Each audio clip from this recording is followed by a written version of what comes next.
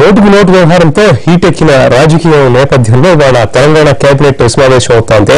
ఉద్యోగుల ప్రకటన, కాంట్రాక్ట్ ఉద్యోగుల క్రమబద్దీకరణ, అలాగే డబుల్ బెడ్రూమ్ ఇళ్ల విధి విధానాలపై నిర్ణయాలు తీసుకోబోతోంది. ఇక రేవంత్ రెడ్డి కేసు విషయం మీద కూడా కేబినెట్ సమావేశంలో చర్చ సాగే అవకాశం ఉంది.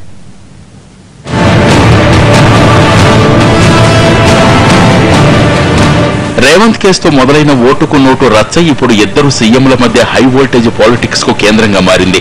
కేసీఆర్ ప్రభుత్వం ఫోన్ ట్యాపింగ్ చేస్తోందంటూ ఆరోపిస్తున్న బాబు అత్యవసరంగా కేబినెట్ ను సమావేశపరిచి కేంద్రానికి ఫిర్యాదు చేయాలని తీర్మానించారు. ఒకరోజు గ్యాప్ తర్వాత ఇవాళ తెలంగాణ కేబినెట్ కూడా భేటీ కాబోతోంది.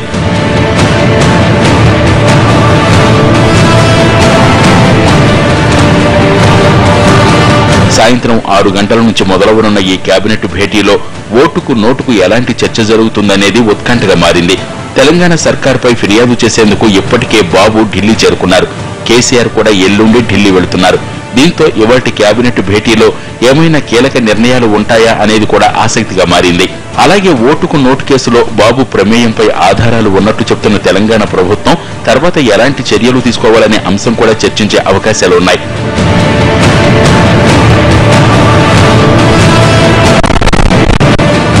రేవంత్ కేసుతో పాటు హామీల అమలుకు విధి విధానాలను కూడా ఇవాల్టి కేబినెట్ లో ఖరారు చేయనున్నారు.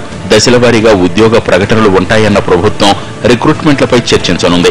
అలాగే కాంట్రాక్టు ఉద్యోగుల క్రమబద్దీకరణపై గైడ్ లైన్స్ ను ఆమోదించే అవకాశాలున్నాయి. ఇక కేసీఆర్ ప్రతిష్టాత్మకంగా తీసుకున్న డబుల్ బెడ్రూమ్ ఇళ్ల నిర్మాణంపై విధి విధానాలను ఖరారు చేయనున్నారు. అలాగే కొత్త ఇండస్ట్రియల్ పాలసీ, ఐటీ పాలసీ, రైతు రుణమాఫీ, ఖరీఫ్ సీజన్ సాగుపైన కేసీఆర్ మంత్రివర్గం సమావేశంలో చర్చించనుంది.